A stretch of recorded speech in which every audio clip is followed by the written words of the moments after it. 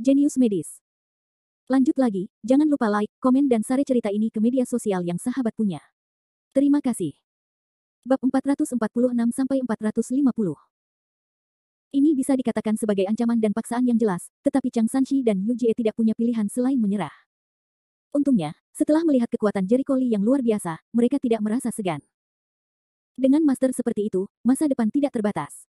Mereka telah kehilangan sebagian hari ini, mungkin mereka bisa mendapatkan lebih banyak di masa depan. Mereka adalah manusia, dan mereka tahu apa yang dipertaruhkan. Saya akan. Aku juga ingin. Meskipun daging mereka terasa sakit, mereka hanya bisa menahannya. Chang Sanshi, khususnya, bahkan lebih menyesal. Jika dia tidak menjanjikan ancaman Bai Feng, dia tidak akan terjerumus ke dalam situasi seperti itu. Untungnya, Jericho Lee tidak membunuhnya. Tentu saja, dia tidak tahu bahwa jika Jericho Lee tidak membunuhnya, dia terlalu malas untuk membunuhnya.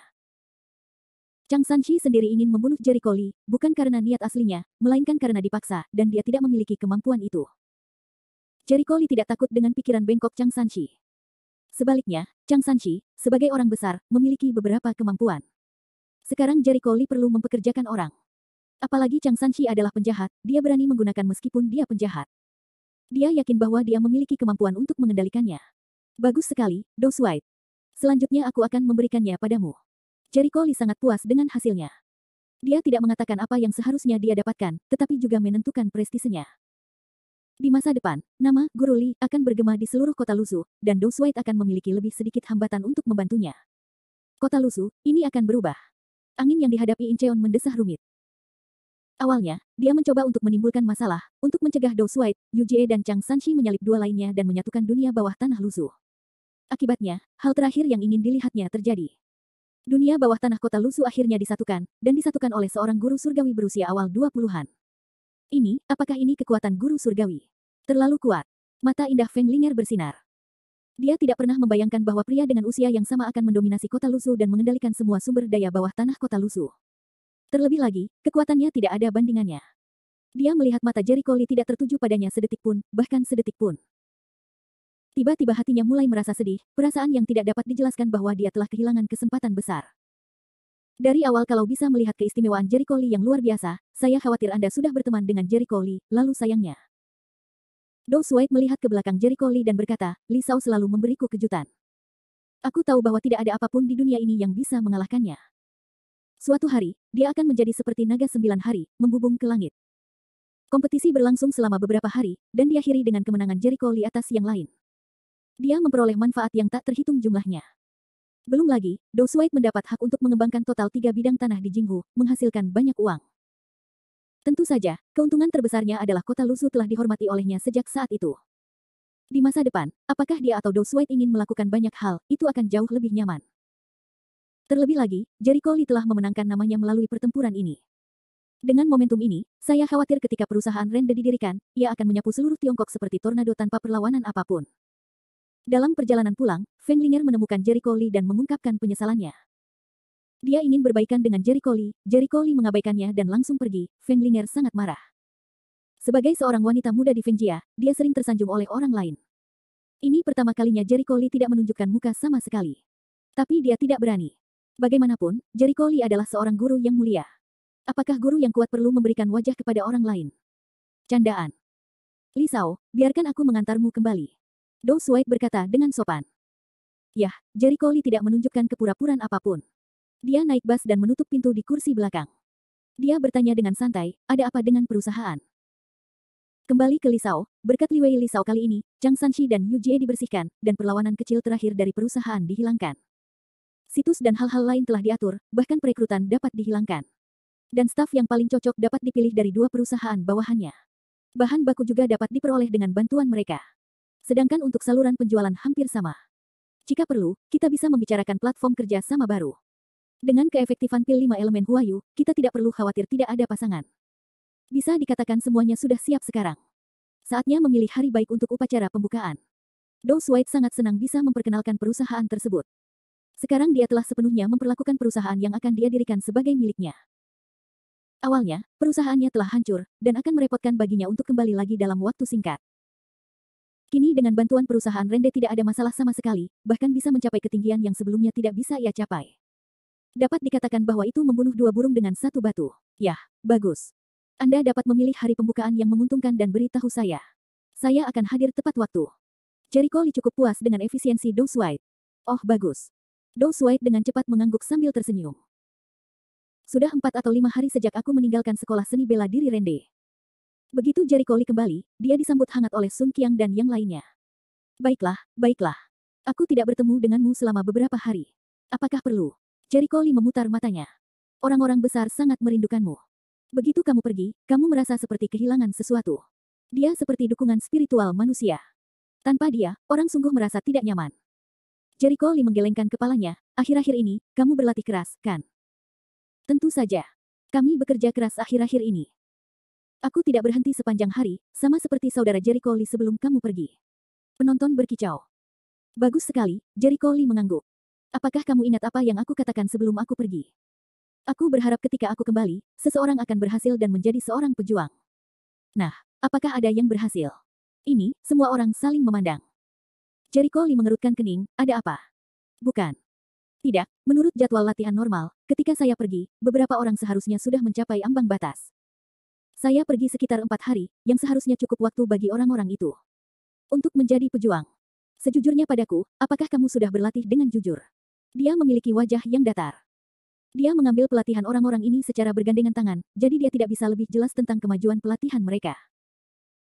Ketika dia pergi, setidaknya 5 atau 6 orang menyentuh ambang periode pelatihan Qi, dan Qi diproduksi di tubuhnya. Selama dia bekerja keras sedikit, dia akan mengolah Qi dan keberuntungan sesuai dengan metode yang dia ajarkan, dan memadatkan topan. Kecuali setelah dia pergi, orang-orang tidak berlatih keras sama sekali. Bab 447. Kami pasti berlatih dengan hati. Kami tidak malas. Ya, kami sebenarnya tidak malas. Mereka semua berseru bahwa mereka lupa makan, tidur, dan berlatih akhir-akhir ini. Mereka tidak berani bermalas-malasan sama sekali. Dengan peringatan Jericho Lee, meskipun mereka berani bermalas-malasan, mereka tetap berani. Tidak. Kemalasan berarti kemajuan pelatihan melambat, yang mempengaruhi kekuatan dan kultivasi mereka di masa depan. Mereka tidak ingin menunda masa depan mereka karena kemalasan. Jericho Lee mengerutkan kening, lalu mengapa tidak ada di antara kalian yang bisa menerobos sekarang? Apakah perkiraannya salah? Tidak, ketika dia berlatih beberapa waktu lalu, dia hampir menyaksikan kemajuan latihan semua orang setiap hari. Dia tidak akan pernah salah. Atau apa yang terjadi padanya hari ini? Yah, sepertinya aku berhasil, katanya lemah, ketika dia sangat bingung. Tiba-tiba, Jiang Xiaolong mengangkat tangannya ke arah kerumunan. Hah? Suara itu segera mengejutkan semua orang yang melihatnya. Bruce Lee, sudahkah kamu menerobos? Sangat cepat. Tidak. Anda tidak berbohong kepada kami. Saya tidak percaya Anda bisa menerobos. Kerumunan segera menggelengkan kepala seperti mainan. Dengan pemahaman mereka tentang Jiang Xiaolong, mustahil bagi Jiang Xiaolong untuk menerobos di depan mereka. Hal ini membuat Jiang Xiaolong marah. Dia berbalik matanya dan berkata, potong. Kamu cemburu. Siapa yang bilang padamu aku tidak bisa? Kamu iri padaku, Po. Kamu monyet mati, jangan menaruh emas di wajahmu, kami akan iri padamu. Sebuah lelucon Sun Qiang menamparkan tengkoraknya dan melebarkan matanya. Jiang Xiaolong memamerkan gigi dan wajahnya penuh dengan keluhan, dia bersenandung dan mendesah pokoknya, saya baru saja berhasil. Jika kamu tidak percaya padaku, saudara Jericho Lee, silakan periksa. Ya. Biarkan saudara Jericho Lee memeriksanya, agar kamu tidak menyombongkan diri. Sun Qiang bersenandung dengan dingin, tetapi dia tidak dapat menahan perasaan sedikit terguncang ketika dia melihat bahwa Jiang Xiaolong telah membuat sumpah seperti itu. Apakah Jiang Xiaolong benar-benar sukses? Jiang Xiaolong melangkah maju dan bersiul dengan menghina ke arah kerumunan, yang menyebabkan mereka menggiling gigi mereka.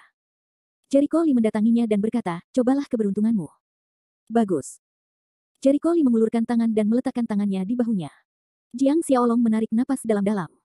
Menurut metode keberuntungan, dia mulai untuk menjalankan Qi asli di dantian. Qi asli menyembur keluar dari dantian dan menyebar ke tendon. Beberapa detik kemudian, Jericho Lee menganggukkan kepalanya, meletakkan tangannya, oke. Jericho Lee mengangguk, yah, dia telah berhasil. Sekarang dia adalah seorang pejuang di awal pelatihan Qi. Mendengar ini, Jiang Xiaolong segera mencabut pinggangnya dan tertawa terbahak-bahak, haha. Apakah kamu mendengarku? Apakah kamu mendengar itu? Aku telah menjadi seorang pejuang. Aku telah berhasil. Sun Qiang dan yang lainnya saling memandang dengan aneh ekspresi.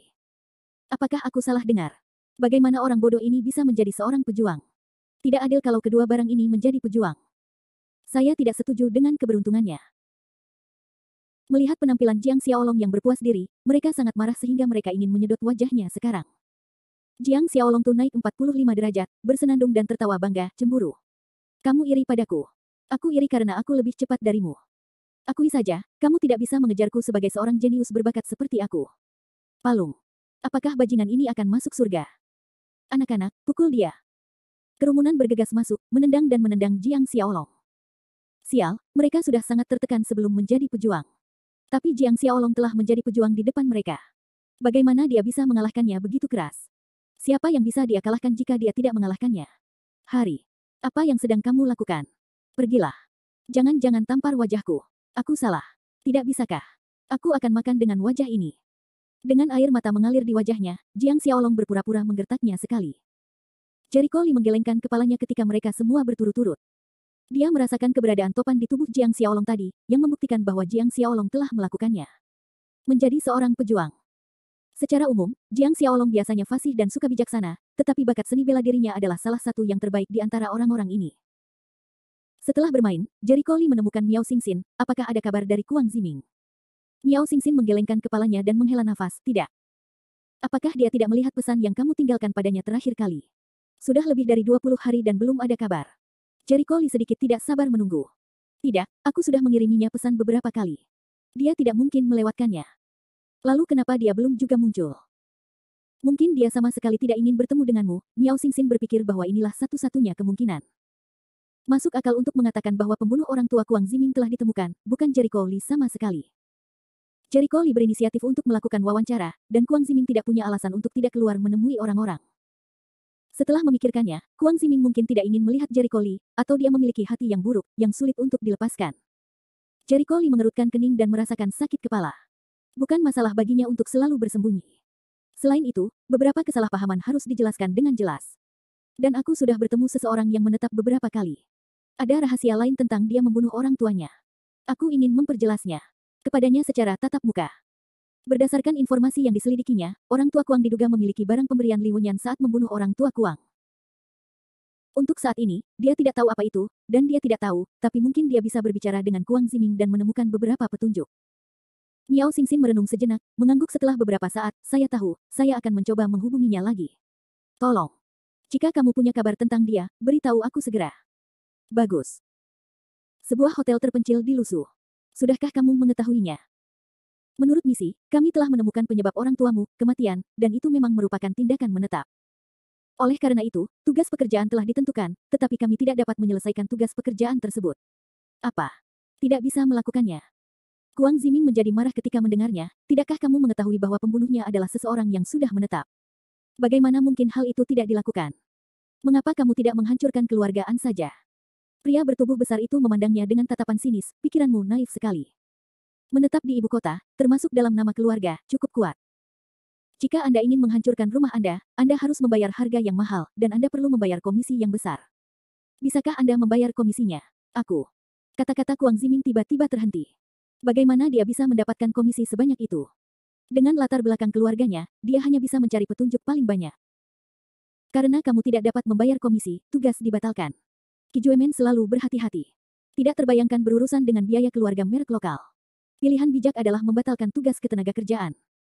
Jika tidak, jika terpaksa berurusan dengan pemukiman, dapat menyebabkan runtuhnya 7 gerbang. Bab 448. Membatalkan. Wajah Kuang Ziming memucat, sialan. Bukankah kamu pembunuh? Sekarang kamu telah menerima tugas pekerjaan, kamu harus menyelesaikannya dengan baik. Aku bisa melakukan sesuatu tentang uang. Pria besar itu memalingkan matanya yang dingin, tidak merasakan warna erotis sekecil apapun, dan berkata, 7 pria Jue tidak perlu menjelaskan kepada orang lain.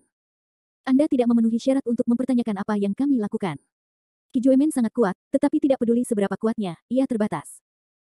Di Tiongkok, keinginan negara berada di atas segalanya. Jika ketujuh Juemin melakukan apapun untuk menetap dan menciptakan pembantaian. Pembantaian besar-besaran terhadap orang mati pasti akan menimbulkan kepanikan sosial. Saat itu, gerbang Qi Jue akan menjadi sasaran kritik publik yang berujung pada bencana kepunahan. Lebih penting lagi, Tiongkok selalu menjadi harimau yang meringkuk, naga yang tersembunyi. Semua keluarga besar yang bisa menduduki posisi keluarga merek lokal adalah keluarga kaya. Ada banyak sekali keluarga kuat, dan keluarga seperti itu pasti akan bertemu banyak ahli. Dengan kata lain, menghadapi keluarga seperti itu berarti membuat sarang lebah. Kecuali jika Qi Juemen memiliki modal untuk menantang seluruh keluarga Tionghoa, menetap bukanlah pilihan yang bijaksana. Kamu. Dalam hal ini, mengapa kamu mengambil alih tugas untuk memeriksa dan membereskan? Sekarang batalkan misinya. Apakah kamu bercanda? Kuang Ziming sangat marah dan merasa bahwa dia telah digoda seperti monyet dari awal hingga akhir. Suara pria besar itu bahkan lebih dingin lagi. Kubilang, bagaimana melakukan 7 gerbang Jue adalah kebebasan kita. Tugas pekerjaan telah dibatalkan. Silakan bayar informasinya sekarang. Sebelumnya, Qi Juemin mengetahui bahwa orang tua yang membunuh Kuang Ziming adalah Anjia, dan bahkan mengetahui bahwa Anjia adalah keluarga besar di Beijing. Saat itu, mereka berani mengambil alih tugas tersebut karena mereka tahu sudah 20 tahun rumahnya hilang, dan Qi Juemin memperhitungkan bahwa rumahnya mungkin sudah rusak. Tidak sulit menghadapi keluarga yang mungkin mengalami kemunduran. Hanya setelah diselidiki barulah kita mengetahui bahwa menetap tidak menurun, dan dalam 20 tahun terakhir, kekuatan menetap menjadi lebih kuat, jauh lebih kuat daripada masa kejayaan sebelumnya. Bahkan dibandingkan dengan beberapa keluarga Tianzihao, mereka tidak kalah sama sekali. Salah perhitungan pintu Seven Jue, jadi ini hanya terburu-buru membatalkan tugas pekerjaan. Bertarung dengan keluarga besar yang sudah memiliki kekuatan keluarga Tianzihao berarti mencari kematian. Tentu saja, orang hebat itu tidak akan mengatakan apapun tentang hal ini.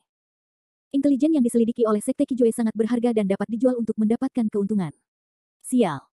Melihat pihak lain sangat membencinya, Kuang Ziming merasakan kemarahan yang belum pernah terjadi sebelumnya. Dia hanya mengatakan kepadanya bahwa dia tidak memiliki modal tawar-menawar. Hanya cinta kelompok yang bisa menyelesaikan pembayaran pekerjaan, biarkan pihak lain pergi. Bang. Wow.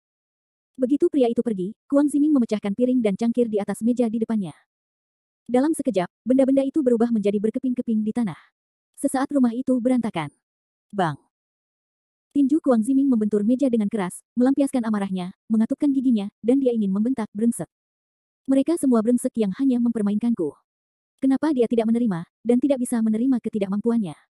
Dia tidak bisa melakukan apapun kecuali kemarahan. Rasa ketidakberdayaan yang mendalam hampir melahapnya. Dia bukan orang bodoh. Organisasi pembunuh seperti Qi Juemin akan membatalkan tugas pekerjaan. Hanya ketika bertemu musuh yang tidak dapat mereka atasi. Musuh, yang tidak berdaya bahkan di 7 gerbang putus asa, telah menetap sungguh mengerikan keberadaannya. Dia bahkan tidak tahu bagaimana memilih. Dia ingin membalas dendam untuk orang tuanya, tetapi dia tidak melakukannya memiliki kemampuan, bahkan dia hanya tahu sedikit tentang betapa kuatnya musuh. Klik. Saat itu, pintu rumah tiba-tiba terbuka. Kuang Ziming meraung secara umum, apakah kamu tidak pergi? Kenapa kamu kembali? Apakah Anda masih ingin melihat lelucon saya? Lelucon apa? Apa yang kamu bicarakan? Orang-orang di pintu sedikit terkejut. Mendengar bahwa suara pihak lain benar-benar berbeda dari suara lelaki tua tadi, Kuang Ziming bahkan sangat akrab dengannya. Dengan ekspresi kaku, dia tiba-tiba menatap ke arah pintu dan berkata, apakah itu kamu? Hai. Aku menemukanmu, tapi aku tidak menyangka kamu akan bersembunyi di tempat seperti itu. Sangat mudah bagiku untuk menemukannya, pihak lain menyeringai dan memasuki ruangan. Namun, Kuang Ziming saling memandang dengan sangat waspada seolah-olah rambut dinginnya telah meledak. Kamu, bagaimana kamu menemukan tempat ini? Apa yang sedang kamu lakukan? Saya kenalan lama. Aku tidak akan memakanmu. Jangan mengubah topik pembicaraan, macan tutul. Bagaimana kamu bisa sampai di sini? Kuang Ziming menatapnya. Dia tidak pernah bercerita tentang tempat ini. Lokasi di sini juga sangat terpencil. Tidak mungkin orang biasa menemukannya. Begitu berbibir duduk, dia memutar matanya.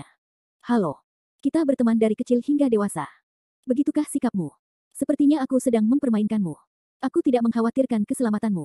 Aku tidak mau repot-repot mencarimu begitu keras. Wajah Kuang semakin buruk, dan dia mengangkat tangannya dengan bibir terangkat. Oke, saya tahu.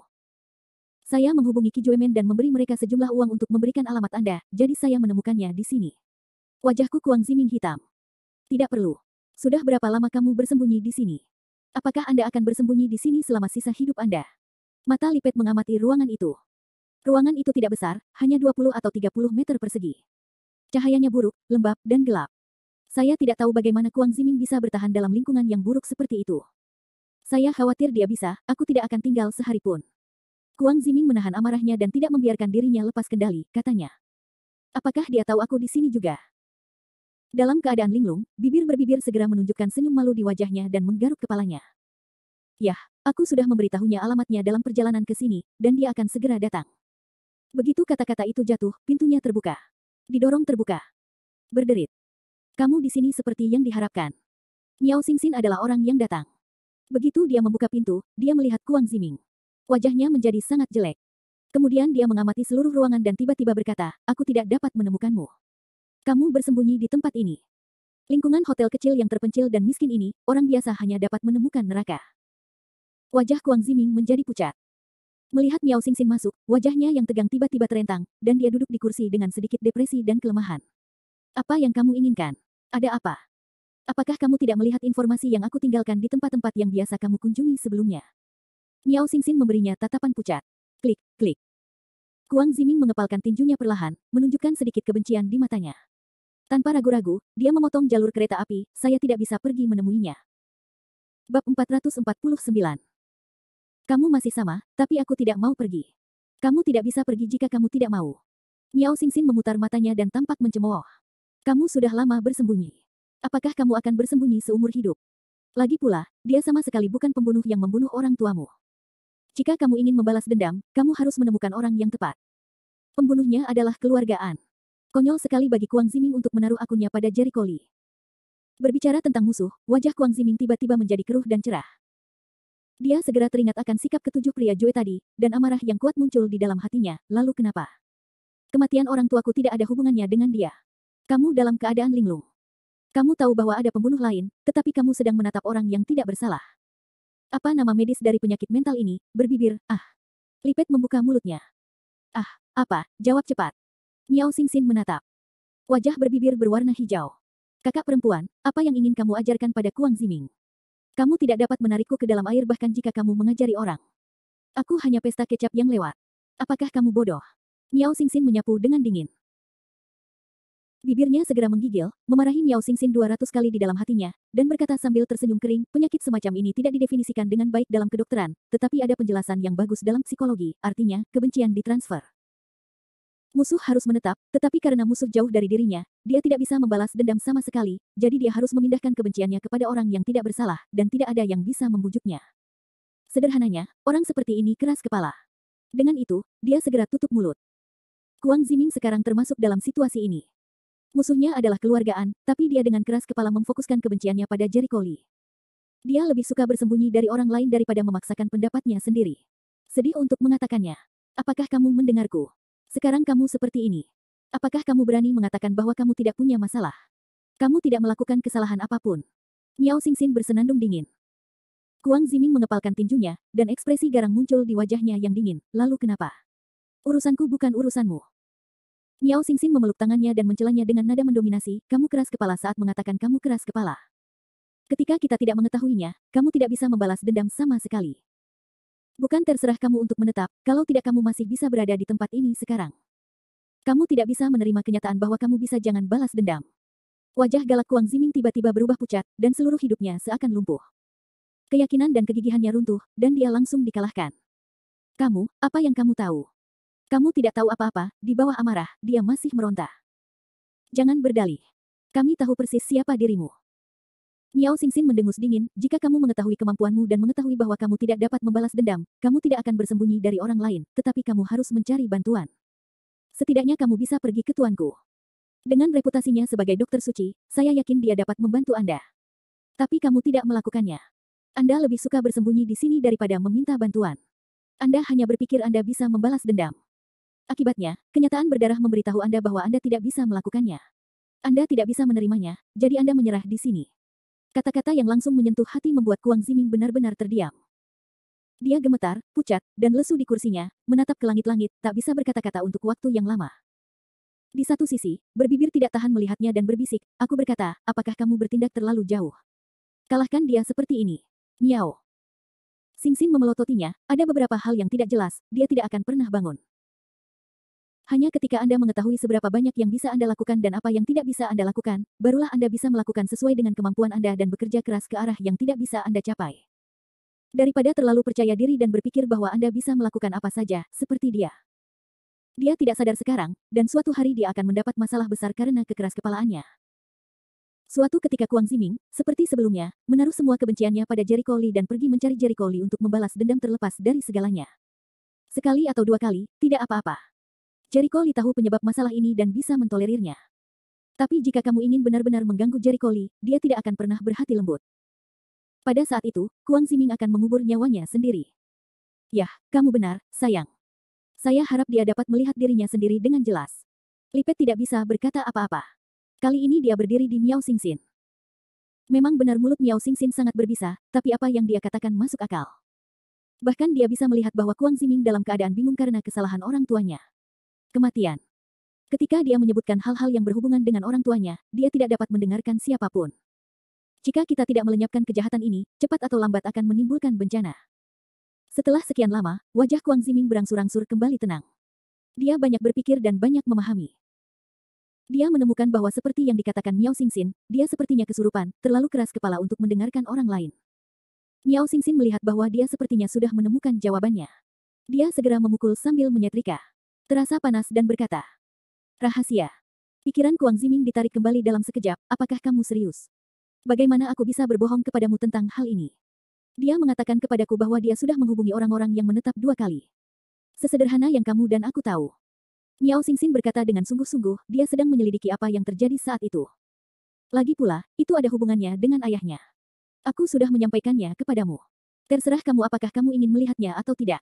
Kuang Ziming tertegun dan tidak bisa berkata-kata untuk waktu yang lama. Wajahnya memerah, dan otot pipinya terus bergetar. Hatinya jatuh ke dalam pertempuran antara surga dan manusia.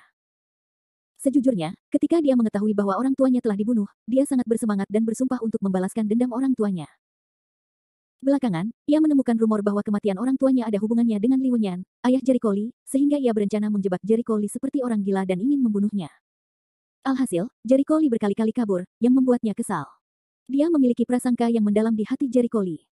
Bahkan sekarang setelah dia mengetahui segalanya, rasa pahit di hatinya tidak dapat dihilangkan untuk sementara waktu. Dari lubuk hatinya, dia tidak ingin melihat Jericho Li. Namun ketika orang tuanya meninggal, dia bimbang. Kemana kamu pergi? Atau tidak? Dia ragu-ragu dan ragu-ragu. Miao Xingxin dan bibir mengawasinya dengan tenang, tanpa berbicara atau mendesak. Ini adalah acara besar Kuang Ziming. Mereka tidak mudah untuk diintervensi. Tidak peduli pilihan apapun yang diambil Kuang Ziming pada akhirnya, mereka hanya bisa memilih untuk menghormatinya. Tentu saja, di dalam hati mereka, mereka masih ingin Kuang Ziming bertemu Jericho Li. Bagaimanapun, hanya dengan cara inilah mereka dapat menghilangkan kesalahpahaman, dan mereka selalu merasa bahwa Jericho Li mampu untuk tenang. Mungkin Kuang Ziming ingin balas dendam, dan akhirnya harus bergantung pada Jericho Li. Bab 450. Aku. Kuang Ziming membuka mulutnya dan ragu-ragu untuk waktu yang lama. Mereka begitu cemas hingga mereka merokok sehingga mereka mulai menggigit gigi, "Saya pergi." Mendengar ini, mereka menaruh hati dan menunjukkan senyuman lega. Akhirnya kamu sudah menemukan jawabannya. Miao Xingxin merasa lega. Kupikir kamu harus keras kepala sepanjang waktu. Aku hanya mengucapkan banyak kata, tapi itu tidak sia-sia. Ekspresi Kuang Ziming rumit, dan hatinya seperti memecahkan toples gandum, dengan rasa yang campur aduk. Karena kamu ingin mengerti, aku akan memberitahunya nanti. Ayo duduk dan ngobrol. Miao Xingxin berkata sambil tersenyum. Kuang Ziming menganggukkan kepalanya dan tidak berkata apa-apa, tampak sangat diam. Melihat bahwa dia tidak bersemangat, Miao Xingxin tidak terlalu bangga, jadi dia mengucapkan beberapa patah kata dengan tergesa-gesa dan pergi dengan bibir terbungkam, meninggalkan Kuang Ziming untuk merenungkan dirinya sendiri. Meski Kuang Ziming ingin memahaminya, namun perlu proses agar dia bisa menerima kesalahannya sekaligus. Yang terbaik baginya adalah menyendiri. Di luar. Miao Xingxin, benarkah itu? Apakah memang ada hal lain dalam kematian orang tua Asap? Miao Xingxin mengangguk dan memberikan jawaban positif, ya.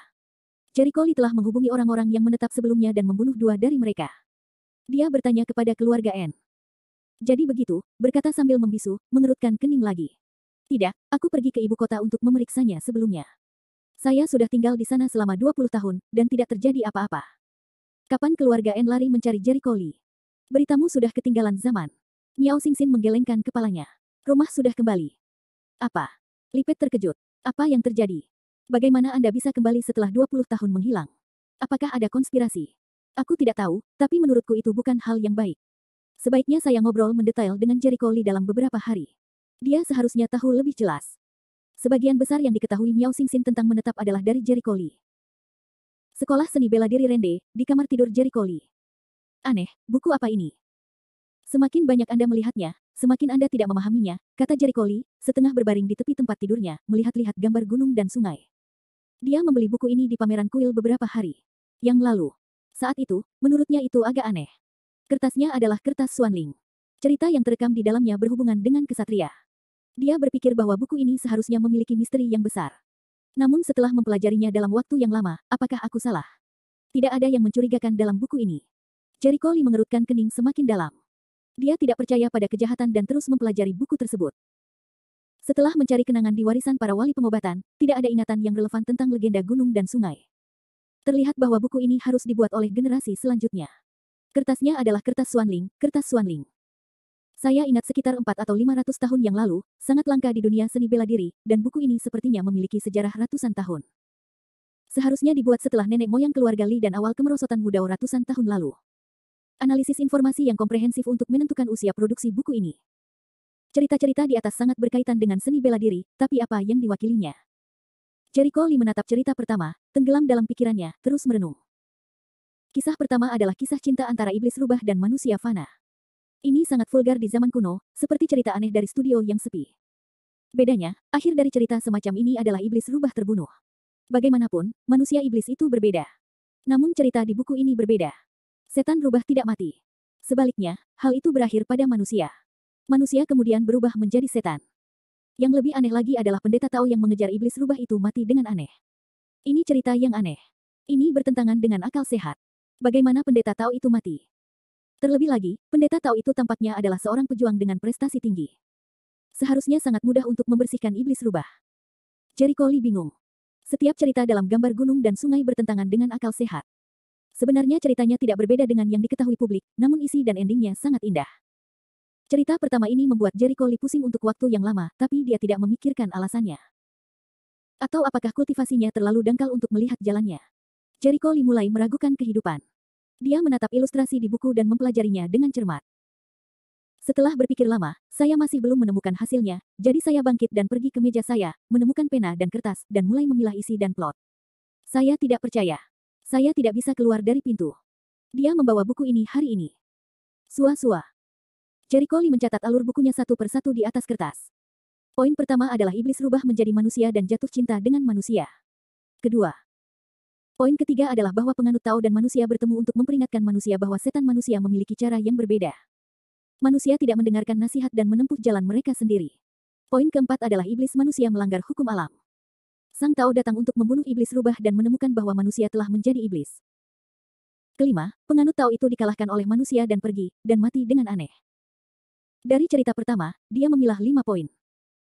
5 poin ini harusnya menjadi alur umum cerita, yang terkesan natural. Hanya saja dia menatap kelima poin itu dan mengerutkan kening perlahan. Bagaimana rasanya aku melewatkan sesuatu? Dia membaca dan memeriksa ilustrasinya. Dan teks ceritanya lagi dengan hati-hati, tetapi dia masih tidak dapat menemukan apapun. Semakin dia melihat, semakin dia merasa bahwa isinya hilang. Tidak, itu bukan ilusi saya. Ada sesuatu yang hilang di dalamnya. Jericho Lee melihat kelima titik karding dan bergumam pada dirinya sendiri, pertama-tama, bagaimana iblis rubah ditemukan sebagai klan iblis. Tidak ada penjelasan sama sekali. Secara umum, klan iblis perlu diubah, setidaknya untuk mendapatkan periode ramuan emas, tetapi dalam cerita ini, iblis rubah jelas bukan budidaya ramuan emas. Artinya, iblis rubah menggunakan metode khusus untuk membentuk dirinya. Dia ingat bahwa beberapa buku kuno mencatat bahwa klan iblis memiliki metode rahasia untuk mengubah bentuk, yang dapat digunakan dalam aktivitas sosial manusia ketika kekuatan mereka rendah. Jika iblis rubah menggunakan metode rahasia mengubah bentuk untuk menutupi nafasnya dalam aktivitas sosial manusia, pendeta Tao mungkin menemukannya dengan metode khusus. Jadi terbukti bahwa budidaya Tao harus lebih baik daripada setan rubah. Mengapa penganut Tao pada akhirnya dikalahkan? Dan bagaimana manusia bisa menjadi setan? Itu tidak masuk akal. Itu tidak masuk akal. Lee Jericho Lee sangat tertekan. Dia memeriksa perutnya dan tidak tahu alasannya. Dia hanya mendengar bahwa setan dapat berubah menjadi manusia, tetapi dia belum pernah mendengar bahwa manusia dapat berubah menjadi setan. Ini di luar jangkauan kognitifnya. Yang paling penting adalah tidak ada yang disebutkan dalam warisan bijak medis. Dengan kata lain, saya khawatir nenek moyang keluarga Li belum pernah mendengar hal semacam ini, jadi tidak disebutkan dalam warisan.